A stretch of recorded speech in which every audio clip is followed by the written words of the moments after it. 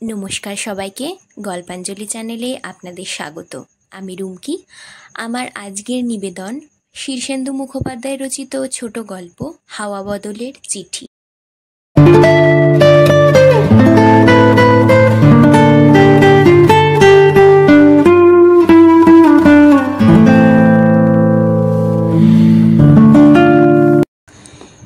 বধুয়াকে তোমার মনে আছে কিনা জানি না, মনে না থাকার কথা নয়। বছরখানেক আগে সে আমাদের কলকাতার বাসায় চাকরি করত। গোলগাল গাল, গোপাল গোপাল চেহারা। মাত্র 2 মাস চাকরি করেছিল আমাদের বাসায়। শেষে মায়ের জন্য মন কেমন করছে বলে কেঁদে কেটে চলে গেল। যে 2 মাস ছিল তাইতেই বড় ভালো লেগেছিল বুধুয়াকে। তুমি ওকে অকর্মা মনে করতে বটে, কিন্তু আমি ওকে পুষিয়ে নিতেও রাজি ছিলুম। তুমি ভুলে গেছো কি? কাল হঠাৎ সেই বুধুয়া এসে হাজির। এখানে দেওঘরের কাছাকাছি যে ওর বাড়ি তা আমার মনেও ছিল না। হঠাৎ দেখে চিনতেও পারিনি। এখন ওর 12 বয়স, তাই মাথায় একটু লম্বা হয়েছে, একটু রোগাও।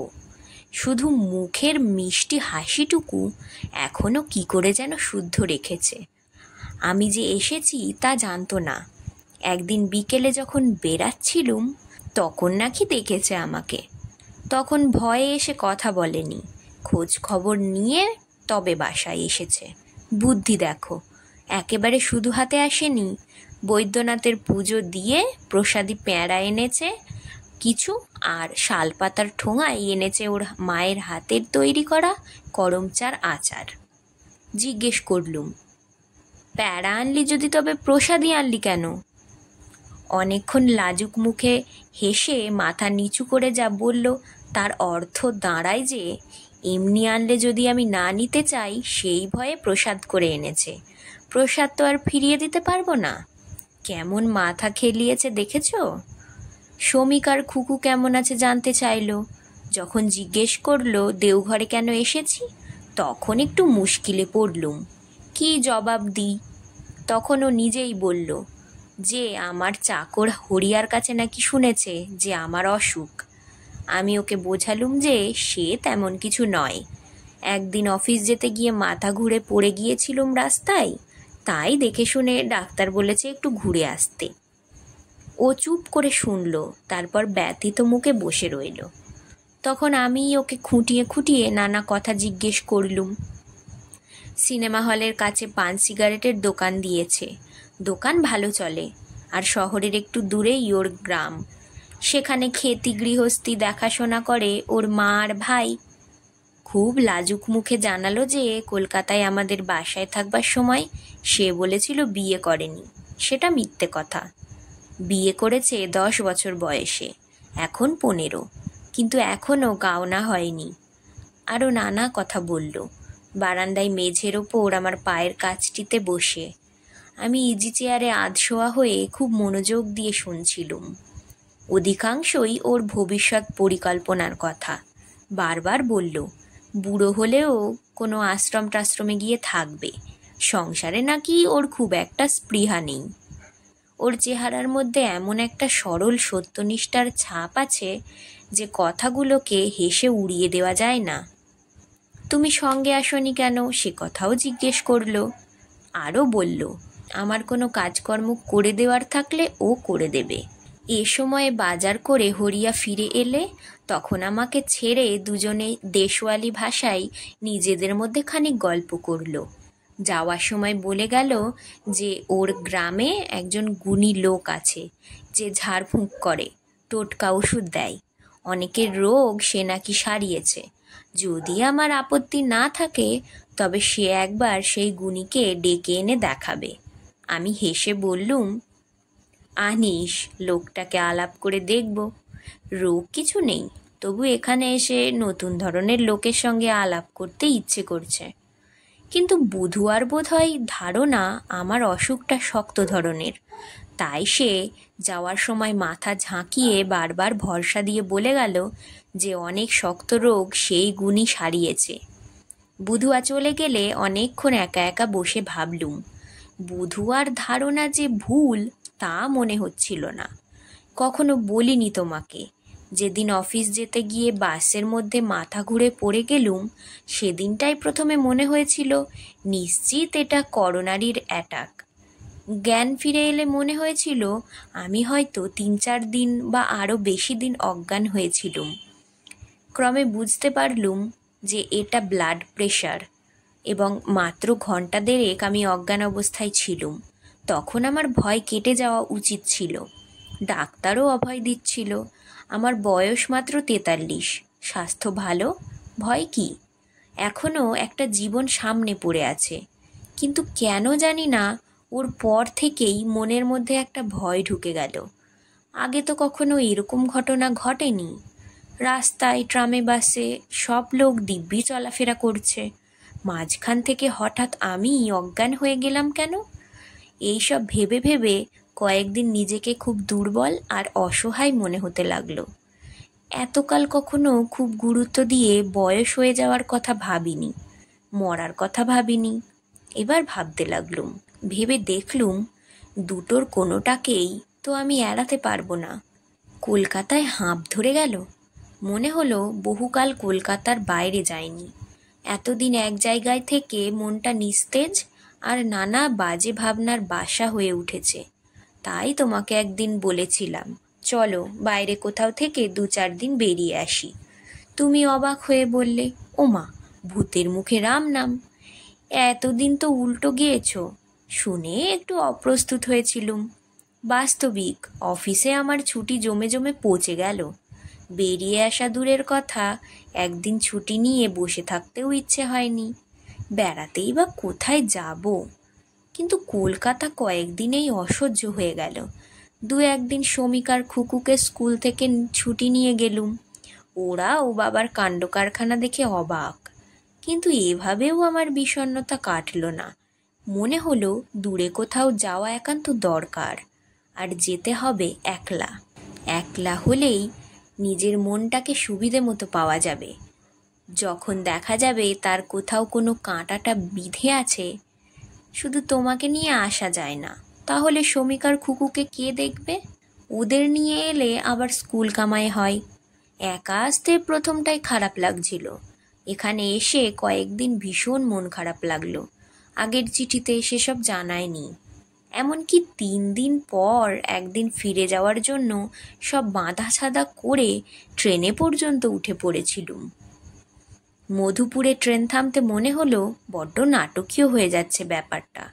তাছাড়া সন্দেহ হলো কলকাতায় গেলেই বিশ্রী ভাবনাগুলো আবার ঘাড়ে চেপে বসবে। মধুপুরেই নেমে পড়া গেল। কিন্তু দেওঘরেও ফিরতে ইচ্ছে হলো। ওখানে না থেকে হারিয়াকে দেওঘরে ফেরত পাঠিয়ে আমি বেরিয়ে পড়লুম। 7 দিন ধরে নানা জায়গায় ঘুরে বেরিয়েছি। কোনো লক্ষ্য স্থির ছিল না। সহযাত্রীদের কাছে যে জায়গার নাম শুনেছি সে জায়গারই টিকিট কেটেছি পরদিন। ভালো করে খাওয়া হয়নি, শোয়া হয়নি, গালে দাড়ি বেড়ে গেছে, শরীর পথের ধকলে দুর্বল। তবু ওই 7 দিনে মনের জড়তা কেটে গেল। তাজা লাগলো নিজেকে। দেওঘর ফিরেছি 3-4 হলো। এখন আর খারাপ লাগছিল না। তোমাদের কথা খুব একটা মনে পড়ছিল না। শুধু বুধুয়া এসে মনটা খারাপ করে দিয়ে গেল।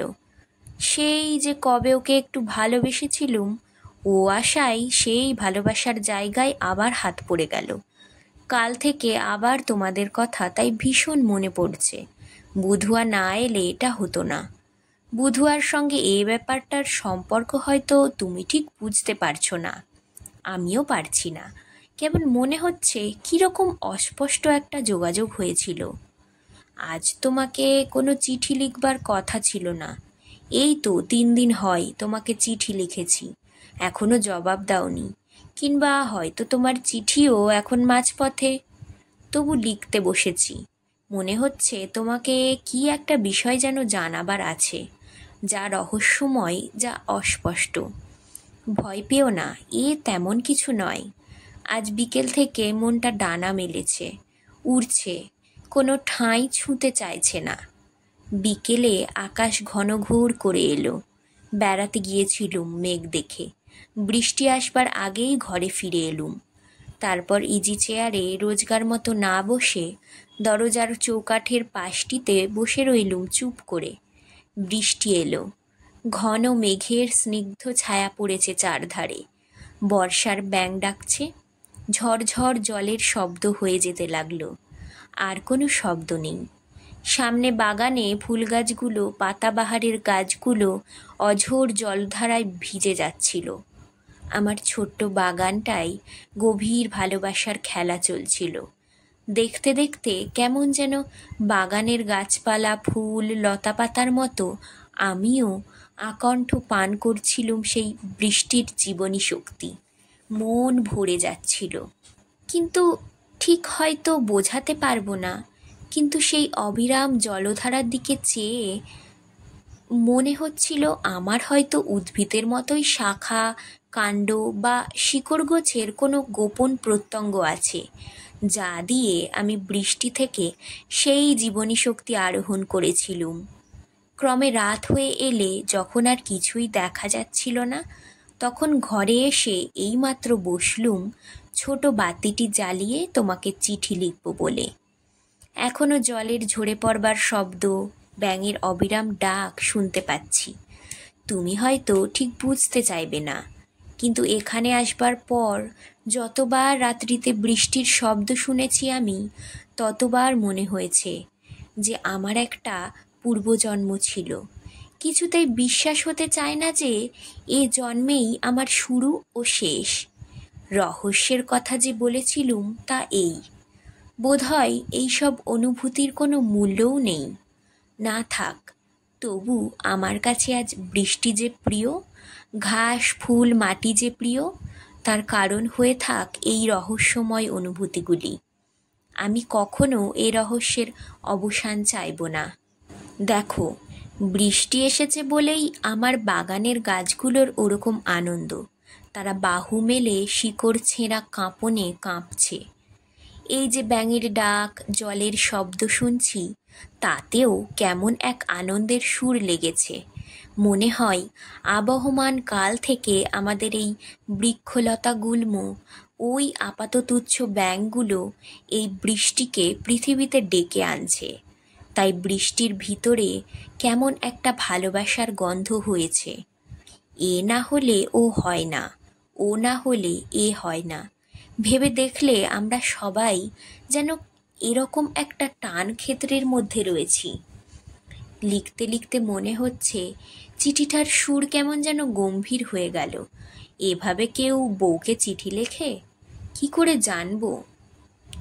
বারবার তুমি আমার হাতের কাছেই ছিলে, চিঠি লেখবার দরকার হয়নি তো কখনো। মনে হচ্ছে চিঠির শেষে ঘর সংসারের কথা কিছু লেখা দরকার।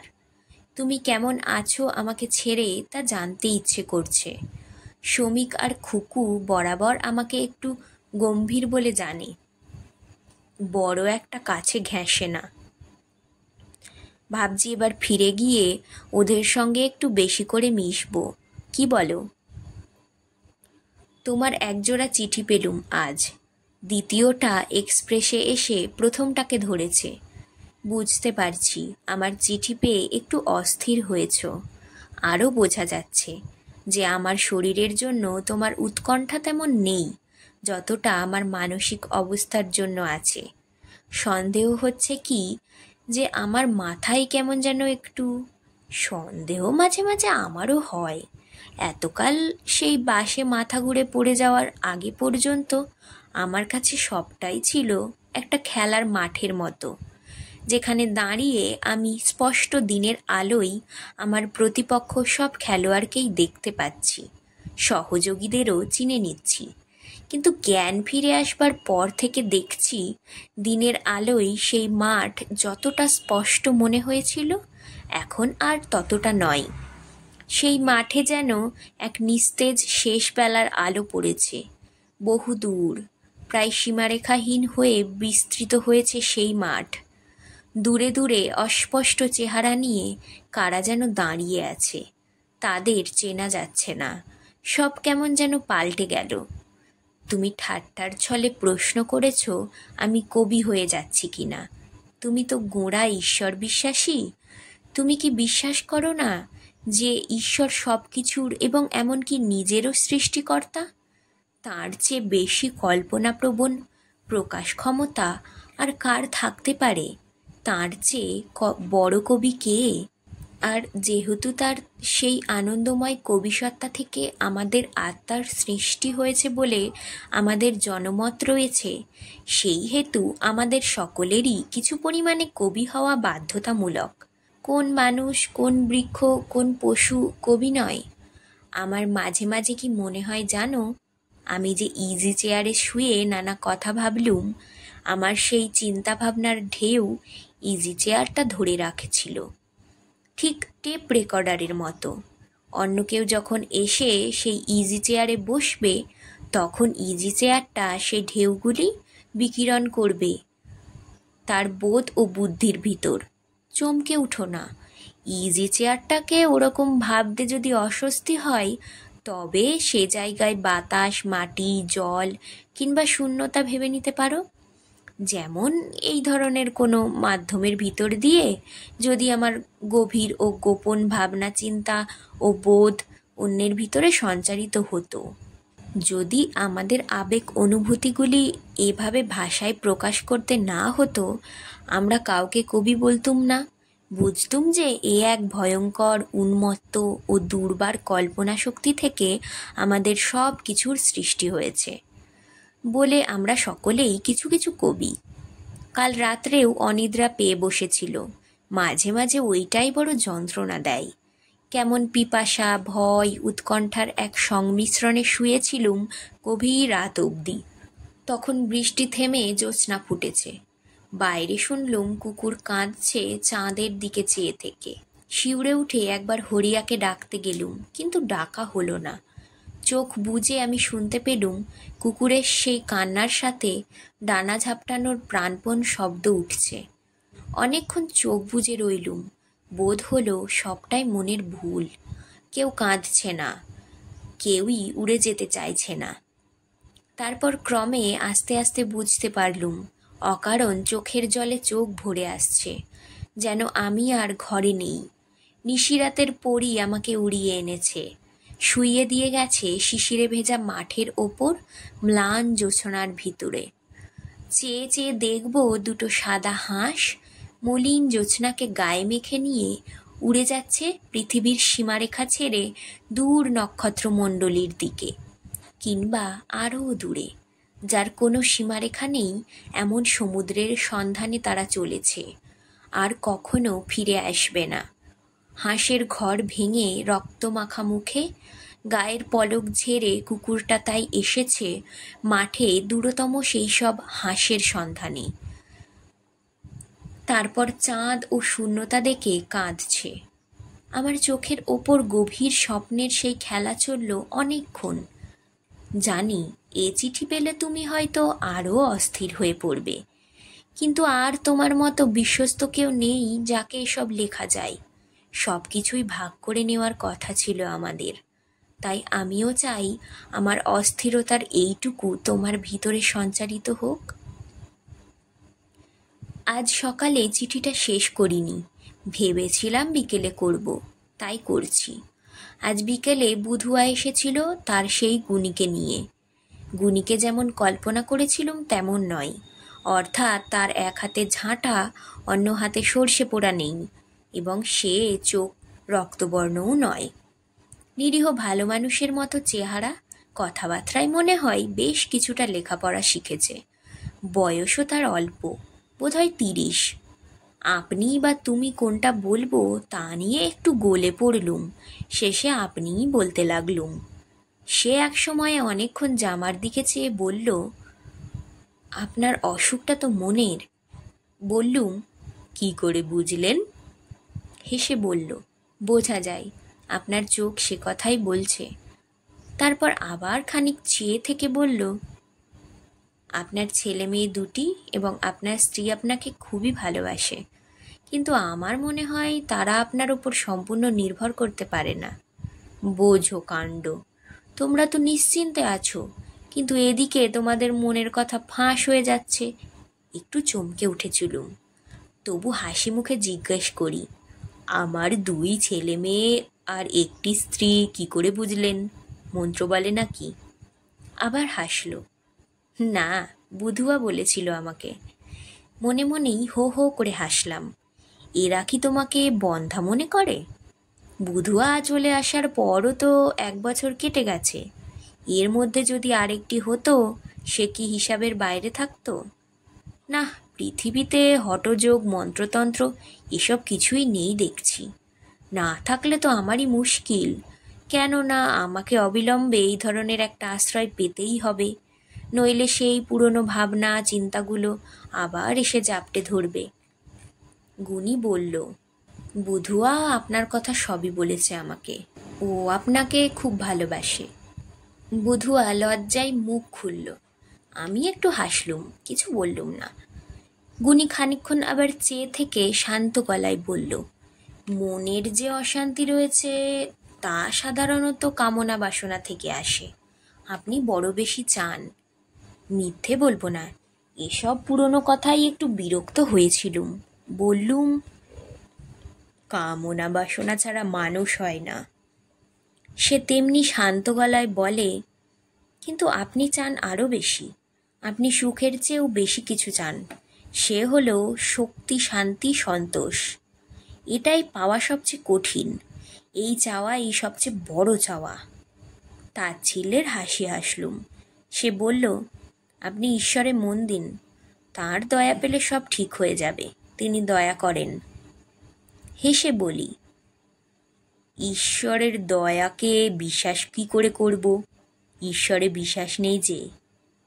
সে কিছুক্ষণ ভেবে বলল, আপনার প্রিয়জন আছেন জানি, কিন্তু আপনি তাদের কতটা ভালোবাসেন? তাদের জন্য প্রাণ দিতে পারেন? একটু হকচকিয়ে গিয়ে থমকে একটু ভেবে বললুম, বোধ হয় পারি। তোমাদের 3জনের মুখ ভেবে নিয়ে পারি বলতে ভালোই লাগছিল, যেন সত্যিই পারি। লোকটা এবার একটু ধোঁয়াটে বলল, ভালো করে ভেবে দেখবেন। যদি সত্যি পারেন এবং ভালোবাসার জন্যই পারেন, তবে আপনি সব অশান্তি কাটিয়ে উঠবেন। এরপর ওরা চলে গেল। সাইকোথেরাপির এই গ্রাম্য চেষ্টা দেখে খুব হাসলুম নিজেই। এবার চিঠি শেষ করি। খুকুকে বলো ওর কাঁচা হাতের লেখা চিঠিটা পেয়েছি, কিন্তু ওর ভাষাটাও তোমার বলে মনে হলো। সে লিখেছে, বাপি তুমি অত ভেবো না, তুমি ওদের কিছু বলো না, দোহাই, ওরা যা চায় তাই লিখুক। আমি ওদের মনটাকে স্পষ্ট ধরতে চাই। ধারোয়া নদীর ধার তুমি তো দেখোনি? কি সুন্দর! উপত্যকার মতো বহুদূর পর্যন্ত ঢালু হয়ে নেমে গেছে। মাটি শুকনো, গেরুয়া রঙের, কোথাও মাটি রঙের মতো লাল। মস্ত পাথরের চাঁই মাটিতে গাঁথা। বিকেলের দিকটায় অসহ্য নির্জনতা। হাঁটছি তো হাঁটছি, শেষবেলার আলোয় আমার মস্ত ছায়াটা কত দীর্ঘ হয়ে হারিয়ে যাচ্ছে। ছায়াটার পিছু পিছু হাঁটছিলাম। যদি আমার ছায়াটার কোনো ইচ্ছাশক্তি থেকে থাকে, যদি থাকে নিজস্ব সত্তা, তো নিয়ে যাক আমায় যেখানে খুশি তার। এও এক খেলা। ছায়াটা সব বন্ধুরতা অবলীলায় পার হয়। মস্ত পাথরের চাঙড়, গর্ত, গাছপালা কিছুই তাকে বাধা দিতে পারে না। শরীরী পক্ষে তো তা সম্ভব নয়। শরীরটা যে মস্ত বাধা। এলোপাথারি হাঁটতে হাঁটতে হাঁফ ধরে গেল। নদীর ধার পর্যন্ত পৌঁছাতে সন্ধে লেগে গেল প্রায়। নদীর ধারে চুপটি করে বসে রইলাম। একটুখানি আলো আর বাকি আছে মাত্র, খুব একটুখানি। চারধারের গাছপালা, মাঠ, নদীর জল তৃষ্ণার্তের মতো সেই শেষ আলোটুকু শুষে নিচ্ছে। দেখতে দেখতে পৃথিবীকে বড্ড অনিত্য বলে মনে হয়। দিনটা যে গেল এইভাবে রোজ যায়, থাকে না তো। একটা স্থির সূর্য যদি কেউ আকাশে লাগিয়ে রাখত, তবে কি আমাদের দিন যেত না? বয়স বাড়ত না? যেমন ছিলাম সবাই তেমনি চিরকাল থেকে যেতাম। ওই যে গতিময় ধারোয়ার জল বয়ে যাচ্ছে, ওর মধ্যেও সেই অনিত্যতার কথা বয়ে যাচ্ছে। আজ যে এক কোষ জল বয়ে গেল, সে গেল চিরকালের মতোই। ধারোয়া বেয়ে সে আর কোনো দিনই যাবে না এক গতিপথে। মনটা খারাপ হয়ে যাচ্ছিল, কিন্তু অস্থিরতা ছিল না। প্রকাণ্ড আকাশের তলায় ধারোয়ার মস্ত উপত্যকায় বসে থেকে একরকমের মহৎ বিষণ্ণতা টের পাচ্ছিলাম। চলে যাওয়াটাই অমোঘ। নদীর ধারে ধারে একটা লোক উঠে এলো। ঝোপঝাড়ে কি যেন খুঁজছে, কোনো বুনো লতাপাতা হবে। তার গায়ে একটা হাফ হাতা পাঞ্জাবি, পরনে ধুতি, বেশ তেজস্বী চেহারা, দেহাতি হবে। সেই ভেবে লোকটাকে ডেকে বললুম, কিয়া ঢুর রহে হ্যায় জি। লোকটা অপলক তাকিয়ে একটু হাসল, কাছে এসে বলল, আপনাকে দেখেছি এখানে কয়েকদিন, বাঙালি তো? বললুম, আগে আপনি এখানেই থাকেন? বহুদিন হয়ে গেল, 46 সালের পর থেকেই। বসল। অনেকক্ষণ দুপক্ষের পরিচয় হলো। লোকটা বেশ 50-এর ওপর বয়স, কিন্তু সেটা উনি না বললে কিছুতেই বুঝতে পারতুম না। একদম ছেলে মানুষই চেহারা। চাউনিতে এখনও বেশ একটা জীবনী শক্তি।